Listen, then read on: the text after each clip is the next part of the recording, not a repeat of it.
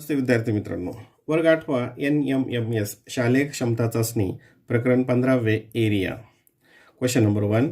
Circumference of a four wheel of a car is 2 pi meter and the circumference of rear wheel is 3 pi meter.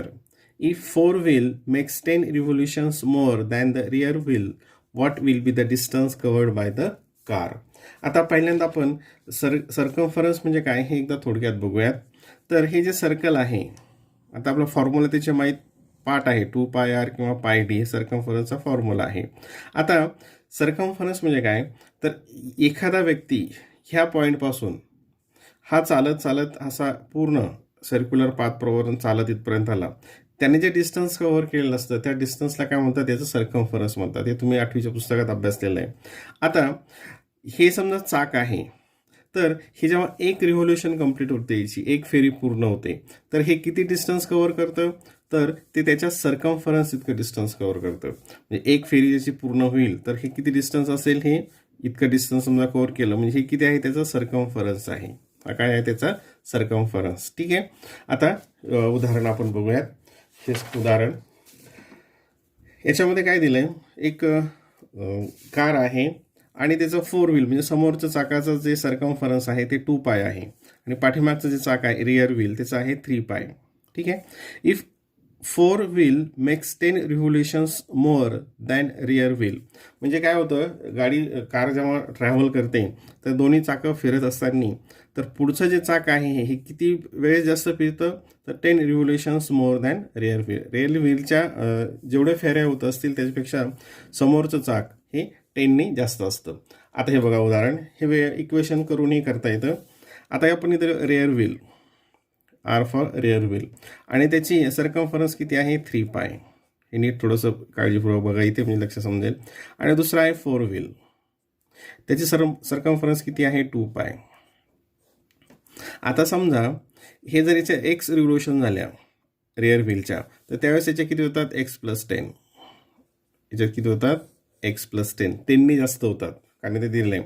Four wheel makes 10 revolutions more than the rear wheel. ठीक आहे. आता आपण इथं काही गृहीत घेऊयात. उदाहरण समजा याचे हे नंबर ऑफ रिव्होल्युशन्स 5 झाले. नीट लक्ष द्या. जर 5 रिव्होल्युशन्स असेल तर डिस्टन्स किती कव्हर होईल, तर डिस्टन्ससाठीचा फॉर्म्युला काय तुम्हाला माहिती आहे. डिस्टन्स किती कव्हर होतं, तर distance equals to number of revolution, फेऱ्यांची संख्या, इंटू सर्कम्फरन्स. डिस्टन्स कसं मोजतो आपण, टोटल किती फेऱ्या झाल्या, जितक्या फेऱ्या झाल्या असतील त्याला काय करतो आपण, सर्कम्फरन्सने गुणत असतो. ठीक आहे. मग आता 5 फेऱ्या झाल्या असतील असं आपण गृहीत धरलं, त्याचं डिस्टन्स किती कव्हर होईल, ते मग number of revolutions into circumference, ते काहीतरी 15 पाय. आता हे जर 5 असतील तर हे काय 10ने मोठा आहे, जास्त झाले म्हणजे 15 होईल. 15 असेल तर हे किती डिस्टन्स कव्हर होईल, मग number of revolutions into circumference, 15 to 30. पण जेव्हा कार चालत असेल तेव्हा हे डिस्टन्स काय असतं, इक्वल असतं. यांनी आणि दोन्ही चाकांनी कव्हर केलं डिस्टन्स काय असतं, इक्वल असतं. म्हणजे हे 5 येणार नाही. सपोज त्याचा डिस्टन्स बराच आहे, याच्यातला फरक खूप आहे. आपण 10 घेतला, रिअर व्हीलने 10 रिव्होल्युशन्स कंप्लीट केल्या, तर हे डिस्टन्स किती होईल, मग 10 3 30 पाय. आणि हे जर 10 असेल तर हे किती 10ने मोठं आहे म्हणजे किती होईल 20. म्हणजे डिस्टन्स किती होईल 20 2 40 पाय. सपोज 15 घेतला, याचा डिस्टन्स किती होईल, हे 15 3 45 पाय. आणि हे जर 15 असायचे रिव्होल्युशन्स त्याच्या 10ने जास्त आहेत म्हणजे काय होईल 25. आणि याचं किती होईल मग 25 2 50 पाय. हे इक्वल आलं पाहिजे आपलं, का दोघांचा डिस्टन्स इक्वल आलं पाहिजे. समजा 20 रिव्होल्युशन झाले तर हे डिस्टन्स किती कव्हर होईल, number of revolutions into circumference, 20 into 3 60 पाय. याचं जर 20 असेल रिव्होल्युशन्स, हे 10ने जास्त आहे म्हणजे ते 30 असतील. 30 असतील त्याचा डिस्टन्स काय होईल 30 इंटू सर्कम्फरन्स, 30 टू 60. म्हणजे किती कव्हर डिस्टन्स आला असेल, याचं जर 10ने जास्त असेल तर 60 पाय डिस्टन्स त्या कारने कव्हर केलं असेल. ठीक आहे. Question number 2.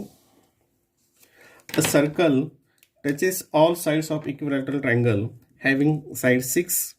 Find the area of the shaded region. आता इथं बघा, हा इक्विलॅटरल ट्रायंगल दिलेला आहे आणि साईड याची किती आहे 6 आहे. साईड किती दिलेली आहे? 6 दिलेली आहे, 6 centimetre. Find the area of the shaded region. आता इथे एकदा काळजीपूर्वक बघा. शेडेड रिजनचा आपल्याला एरियाज काढण्यासाठी काय माहीत पाहिजे? एक तर पूर्ण ट्रायंगलचा एरिया माहीत पाहिजे आणि त्या ट्रायंगलच्या एरियामधून हा जो सर्कल आहे इन सर्कल याचा एरिया काय करावं लागेल? सबट्रॅक्ट करावं लागेल. म्हणजे ट्रायंगलचा एरिया आणि सर्कलचा एरिया हे दोन्हीसुद्धा आपल्याला माहीत पाहिजे. ठीक आहे. आता फॉर्म्युले जे आहेत हे फॉर्म्युले तुम्हाला माहीत आहे.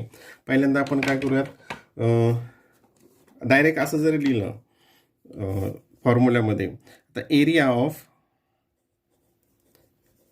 इक्विलॅटरल ट्रायंगल, इक्विलॅटरल ट्रायंगलचा एरियाचा फॉर्म्युला काय आहे? √3/4 इंटू साईड स्क्वेअर. इथं साईड काय आहे? 6. मग आपण डायरेक्ट घेऊयात 6 × 6. फॉर्म्युला लिहित बसायची गरज नाही. आता याचं किती कॅन्सल करूया त्याला. बघा, 2 2 जा 4, 2 3 जा 6, 2 1 जा 2, 2 3 जा 6. म्हणजे याचा एरिया किती आला बघा इथे? 3 × 3, 3 3 जा 9, 9√3. हा कशाचा एरिया आला? ट्रायंगलचा. आता हा जो इन सर्कल आहे, इन सर्कल, आता इन सर्कलचं ही जी इथली रेडियस असते, ही जी रेडियस असते, तर तिची रेडियस कशी काढली जाते? तर incircle, radius of incircle of equilateral triangle. बघा आता हा फॉर्म्युला एकदा काळजीपूर्वक बघा. Radius of in circle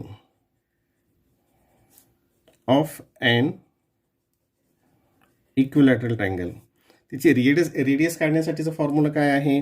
√3/6 into side. ठीक आहे, इक्वल्स टू.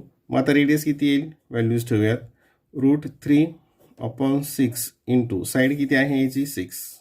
6 कॅन्सल झालं. √3 काय आली? हा जो सर्कल आहे त्याची रेडियस आली, त्याची रेडियस आली. मग जर रेडियस √3 असेल त्याचा एरिया काय येईल? मग एरिया ऑफ सर्कल, एरिया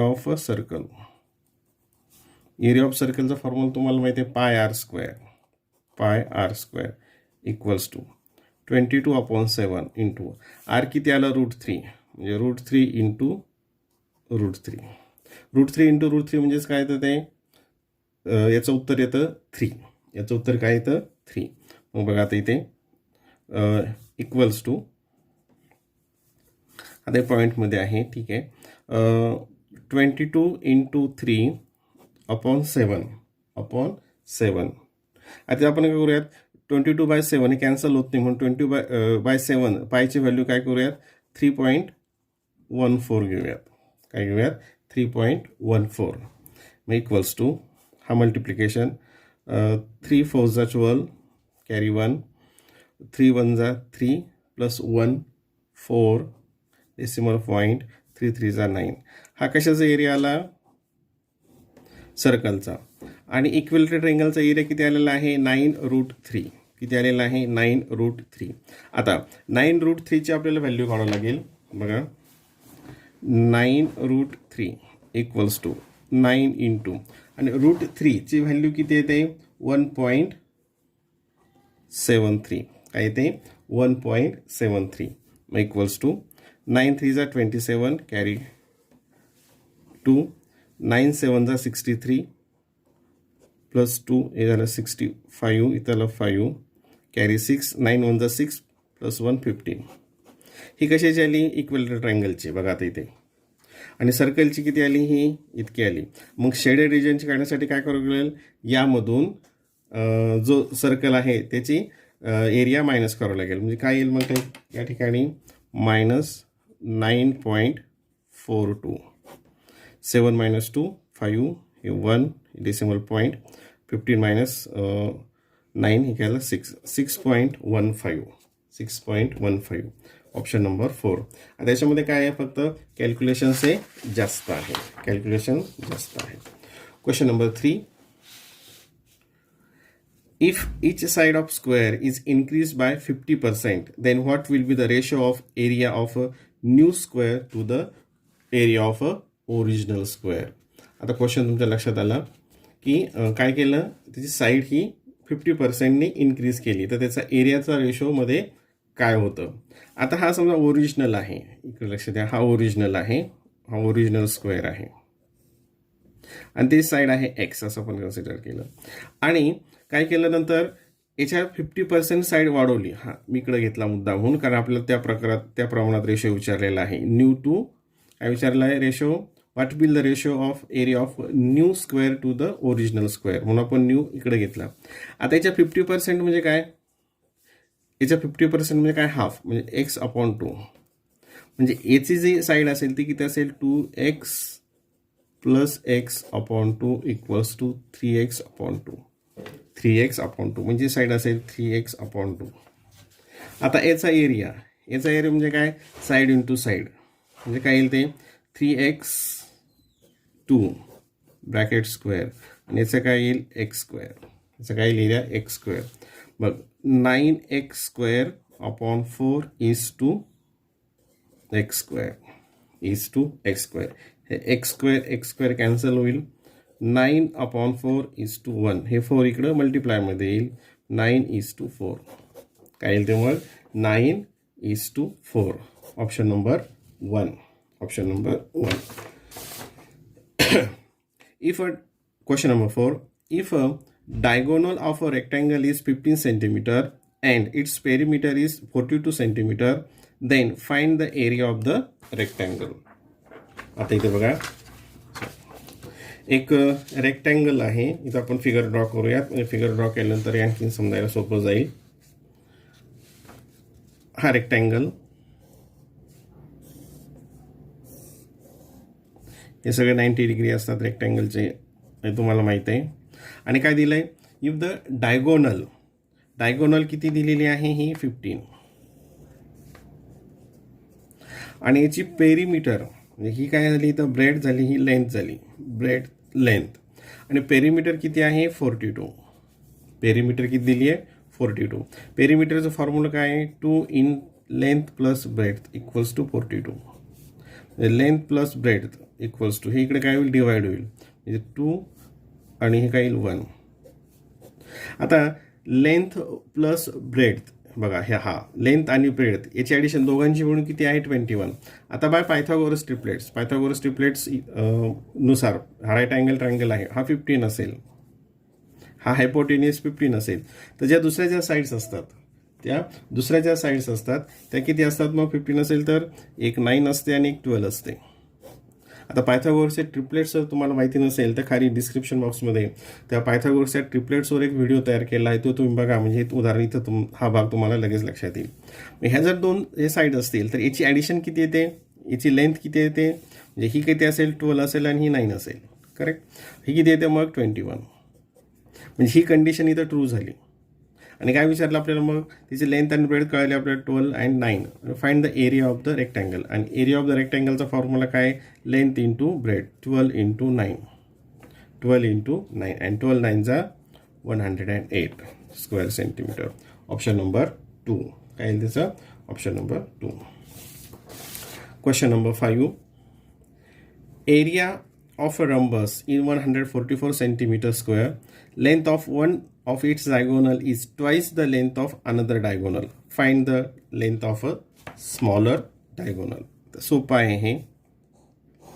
आता समजा ही स्मॉलर डायगोनल एक्स असेल तर त्याची D1 म्हणूयात, आणि बिगर डायगोनल ही D2 असेल तर ती काय असेल 2x असेल. तिची किती दिली, ती तिच्या डबल दिलेली आहे. आणि area of a rhombus equals to काय फॉर्म्युला आहे, 1/2 into the product of their diagonals, म्हणजे D1 इंटू D2. एरिया किती दिला 144 इक्वल्स टू 1/2. D1 किती आहे x, तर D2 किती आहे 2x. हे 2 कॅन्सल झालं. इकडं 144 equals to x into x square. Taking the root of both side, म्हणजे x इक्वल्स टू किती येईल मग 12. 12 ही काय झाली स्मॉलर डायगोनल. आपल्याला कोणती विचारली आहे, length of a smaller diagonal, ती किती असेल 12. Option number 3.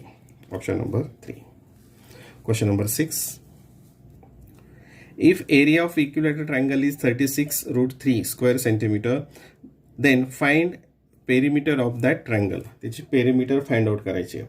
आता पेरिमीटर फाइंड आउट करण्यासाठी आपल्याला अगोदर काय काढावं लागेल, त्याची साईड काढावं लागेल. काय काढावं लागेल, साईड. म्हणजे एरियावरून काय काढायचं, अगोदर साईड काढायची आणि साईड काढल्यानंतर मग त्याचं पेरिमीटर काढायची. आता एरिया ऑफ इक्विलॅटरल ट्रायंगलचा फॉर्म्युला काय आहे, √3/4 into side square into side square. Area किती दिला, 36√3 equals to √3/4 into side square. हे √3 कॅन्सल झालं. आता हे इकडं डिव्हिजनमध्ये आहे, इकडे काय येईल ते मल्टिप्लिकेशनमध्ये. 36 into 4 equals to side square, त्याला ए स्क्वेअर आपण म्हणूयात. Taking the square root of both side, A equals to, याचा स्क्वेअर रूट काय येईल मग 6, याचा स्क्वेअर रूट काय येईल 2, म्हणजे किती आली याची व्हॅल्यू, साईडची व्हॅल्यू 6 इंटू 2, 6 2 जा 12, किती आली ती 12 सेंटीमीटर. आणि जर समजा ते 12 सेंटीमीटर असेल साईड, तर मग त्याचं पेरिमीटर काय असेल, काय 3 into side, 3 into 12 equals to 36. Option number 1. Option number 1. Question number 7. Area of equilateral triangle having side √12 centimetre is. आता इथं area of equilateral triangle same आहे, अगोदरच सोडवलं तसंच. एरिया ऑफ इक्विलॅटरल ट्रायंगलचा फॉर्म्युला आहे √3/4 इंटू साईड स्क्वेअर. इथं side किती आहे, √12चा स्क्वेअर इक्वल्स टू √3/4 इंटू √12चा स्क्वेअर म्हणजेच काय येईल तो 12, 4 1 जा 4, 4 3 जा 3√3. तिथं ऑप्शन ते दिलेलं नाही, 3√3. Question number 8. Difference between the circumference and a radius of a circle is 74 centimeter. Then what will be the area of that circle? What will be the area of that circle? आता हे उदाहरण थोडंसं मोठं आहे, थोडं समजून घ्या. फक्त इझी आहे, कॅल्क्युलेशन्स फक्त त्याच्यामध्ये जास्त आहेत. ठीक आहे. आता पहिल्यांदा सर्कम्फरन्स सी आहे आणि रेडियस आर आहे असं आपण कन्सिडर केला, तर काय होईल, C minus R equals to 74. काय दिलंय, the difference between circumference and radius is 74. हे आलं. आता सर्कम्फरन्सचा फॉर्म्युला काय आहे, 2πr minus r equals to 74. हा सर्कम्फरन्सचा फॉर्म्युला लिहिला. हे आर जसंच तसं हे 74. आता याच्यामध्ये काय कॉमन येतं, आर कॉमन येतो. मग आपण आर कॉमन घेऊयात. इथं काय उरेल, 2π - 1 इक्वल्स टू 74. आता पायची व्हॅल्यू आपल्याला माहिती आहे, ती व्हॅल्यू ठेवूया तिथं. R in bracket 2 into 22/7 minus 1 equals to 74. R in bracket 22 into 2 44 upon 7 minus 1 equals to 74. ठीक आहे. आता हे इथं आपल्याला ॲडिशन करावी लागेल, क्रॉस मल्टिप्लिकेशनचा यूज करून. काय येईल ती, 44 into 1 minus 7 upon 7 equals to 74. इथे घेऊयात आर इन ब्रॅकेट. आता 44 मायनस 7, 44 मायनस 7 किती येतं, 34 अपॉन 7 इक्वल्स टू 74. आता याच्यामध्ये मल्टिप्लिकेशन आहे, हे इकडे काय म्हणते त्याचं रेसिप्रोकल, म्हणजे आर इक्वल्स टू 74 इंटू याच्या मल्टिप्लिकेटिव्ह इनव्हर्सनी 7 अपॉन 34. 34 ऑन द 34 अँड 34 इथं किती येतं हे, 44 मायनस 7 8 38 सॉरी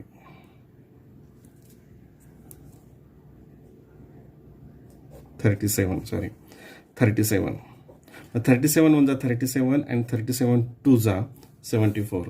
ते किती येतं मग इथं 14.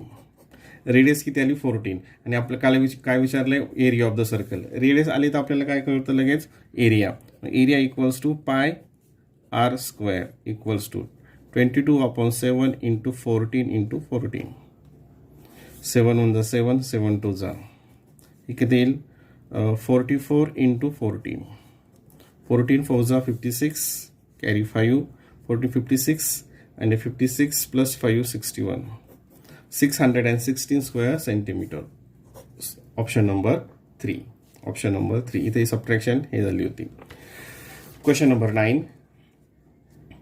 If the circumference of a circle is increased by 100%, then what percent increase will be its area?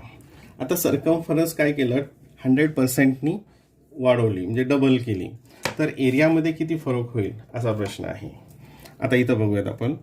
पहिल्यांदा सर्कम्फरन्सचा फॉर्म्युला माहिती आहे 2πr. ठीक आहे. जर आर एवढी सर्कम्फरन्स असेल, आता इथं आर घेतला आपण, रेडियस काय आहे आर, मग त्यावेळेस एरिया काय असेल pi R square. Pi R square. ठीक आहे.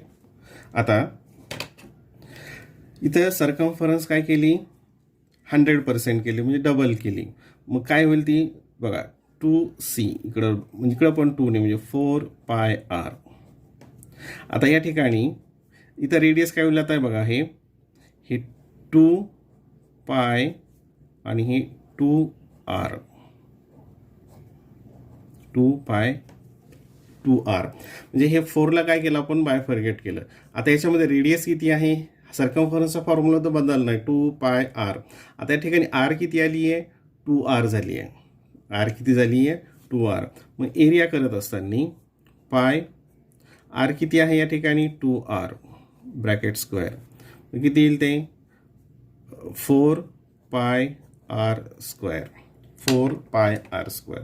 अगोदर किती होता एरिया पाय आर स्क्वेअर, आता किती झाला तो 4πr स्क्वेअर. म्हणजे किती वाढला तो 4 पट वाढला 4 टाइम्स म्हणजे किती तो 400% त्याचं इन्क्रीज झालं. किंवा जर सर्कम्फरन्स डबल केली तर सर्कम्फरन्स डबल केल्यानंतर परत एकदा बघा, समजा सुरुवातीला सर्कम्फरन्स सी आहे, सी इक्वल्स टू 2πr म्हणजे रेडियस आर आहे. रेडियस आर असेल तर त्याचा एरिया काय असेल पाय आर स्क्वेअर. ठीक आहे. सर्कम्फरन्स 100% केली वाढवली म्हणजे डबल केली. मग इथं काय येईल 2c, इथं काय येईल 4πr. मग सर्कम्फरन्सचा फॉर्म्युला 2πr आहे. मग हे 2π इथं आर काय येईल 2r. आरची व्हॅल्यू काय झाली इथं 2r. मग हे 2r इथं ठेवलं, एरिया काढला तुम्हाला 4r स्क्वेअर म्हणजे तुम्हाला 400%. Question number 10. Perimeter of an equilateral triangle and square are same. If diagonal of square is 9√2 centimeter, find the area of the equilateral triangle. आता पेरिमीटर इक्विलॅटरल ट्रायंगल, आता हा एक इक्विलॅटरल ट्रायंगल आहे आणि हा एक स्क्वेअर आहे. या दोघांची पेरिमीटर सारखी आहे आणि ह्या स्क्वेअरचा काय दिलेला आहे डायगोनल, तो किती आहे 9√2.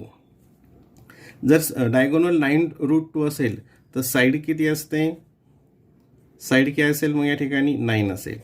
साईड काय असेल या ठिकाणी त्याची 9 असेल. कारण साईडचा फॉर्म्युला काय येतो diagonal divided by √2. Diagonal divided by √2. 9 side असेल याची तर याची मग पेरिमीटर किती असेल 9 4 जा 36.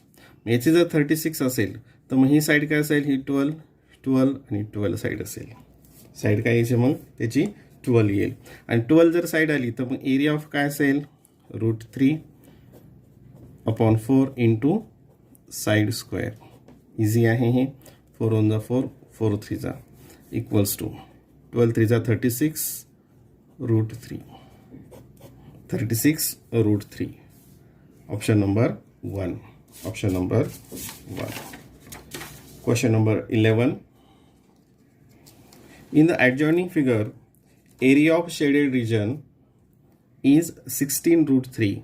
हा जो शेडेड रिजन आहे त्याचा एरिया आहे 16√3.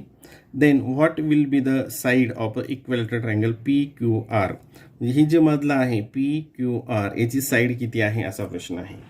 आता याची साईड काढण्यासाठी याचा एरिया माहीत असणं आपल्याला आवश्यक आहे. याचा एरिया जेव्हा कळेल ह्या ट्रायंगलचा PQRचा तेव्हा आपल्याला याची साईड काढता येईल.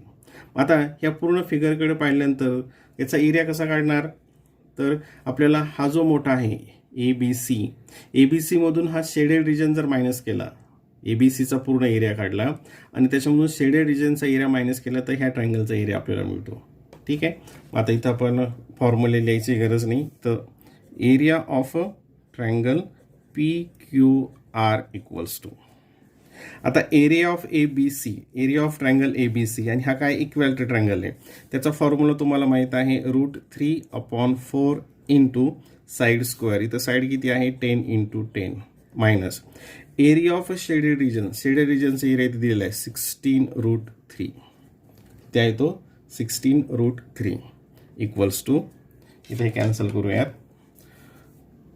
2 2 जा 4, 2 5 जा 2 1 जा 2, 2 5 जा, म्हणजे काय येईल ते 25√3 मायनस 16√3, म्हणजेच काय आला त्याचा एरिया 25 मायनस 16 9√3.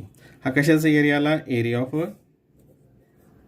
ट्रायंगल PQR जो आतला आहे स्मॉलर, त्याचा आला 9√3. आता आणि आपल्याला याची साईड काढायची PQRची, मग area of triangle PQR equals to 9√3. त्याचा फॉर्म्युला काय असेल, ही बघा एरिया इथं दिला, आणि area of equilateral triangle PQR काय येईल तो √3/4 इंटू साईड स्क्वेअर किंवा A स्क्वेअर असं लिहिलं तरी चालते. आता हे √3 हे √3 तर कॅन्सल झालं, हे 9 इकडे काय आहेत मल्टिप्लिकेशनमध्ये आहेत, हे इकडे जातील, काय होईल हे इकडे गेलं आहे, हे काय येईल मग 9 × 4 इक्वल्स टू साईड स्क्वेअर.